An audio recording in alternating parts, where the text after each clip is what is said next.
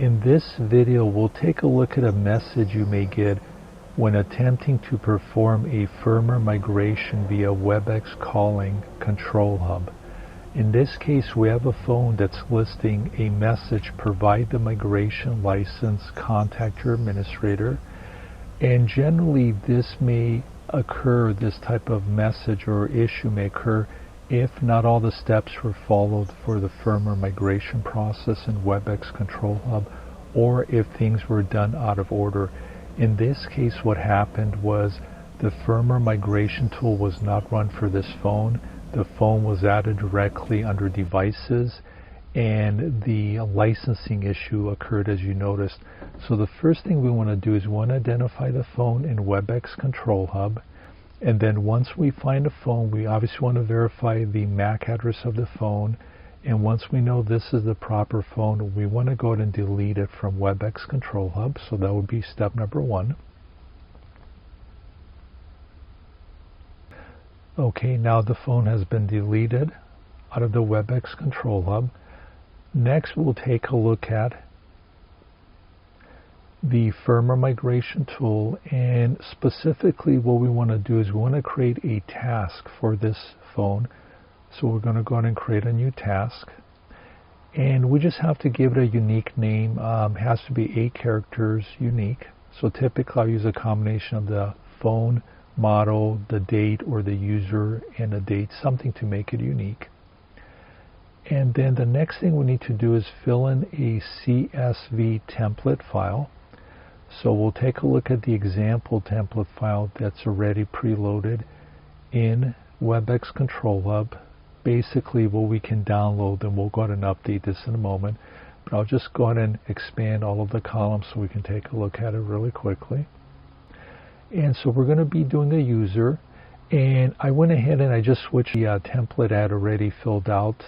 But in any case, you can see the username I have for my specific user, and then the type is user. And then the other fields we want to look at, so for example, extension of phone number are going to be left blank. The device type is IP. The model of the phone is an 8841 phone. We want to make sure we have the proper MAC address and then also the site location. Next, we're going to go ahead and upload this template into the firmware migration tool. So I'm going to choose the one that I just created here a few moments ago. And then it typically takes, there's 3 steps of validation this tool goes through. Each step typically takes 10, 20, 30 seconds. It could take longer depending when you're running this tool, how many phones you might be running.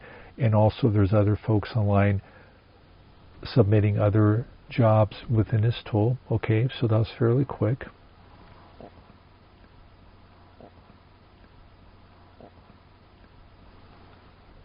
And what the goal is at the end of this process, we basically want to have a ready to migrate status, basically green status.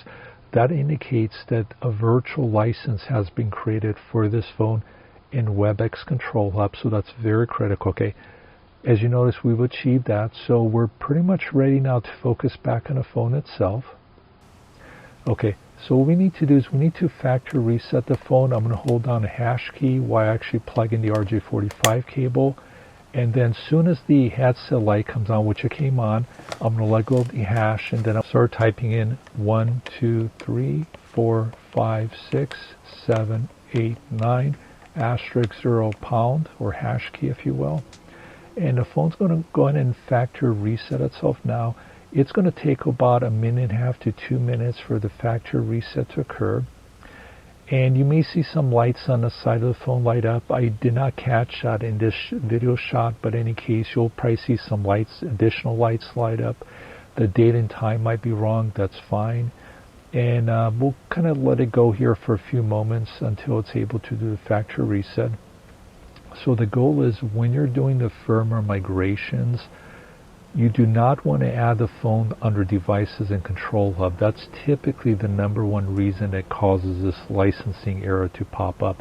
So you always want to go through the firmware migration tool, and the firmware migration tool with the CSV template that you fill out, that's automatically going to onboard the phone when the phone registers to WebEx calling, in a sense that it'll be associated to the proper user, the extension, basic cloud information that's attached to that user.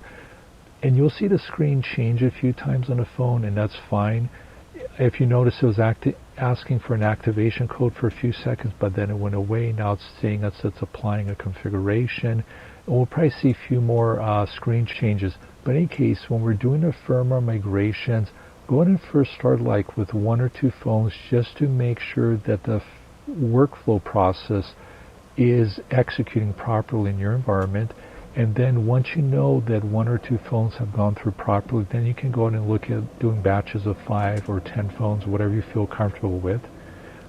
Okay, and we'll give it a few moments here for it to boot up.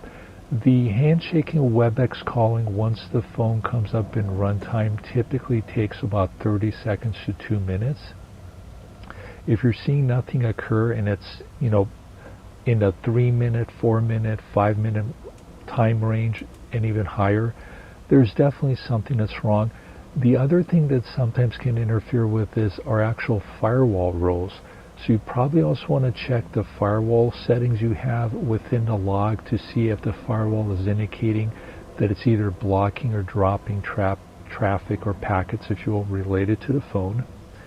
But if you do the steps in proper order using the WebEx firmware migration tool with the CSV file, as I showed a few moments ago, the firmware migration process should be fairly smooth. Generally, per phone, the whole process, what I've been finding, is somewhere in about, I would say, 8.5, 9, 10-minute mark, and that's only doing 1 phone. If you have a lot of phones you're doing concurrently, it may take longer. Okay, so the phone has booted up. We should not get the message for the license. We do not, okay. We actually have an active line. And one of the things you would do is you would want to test the line. I'm just going to, do the dial tone here. But in any case, hopefully this video helps you if you run into the licensing issue after doing a firmware migration. Thank you for watching the video.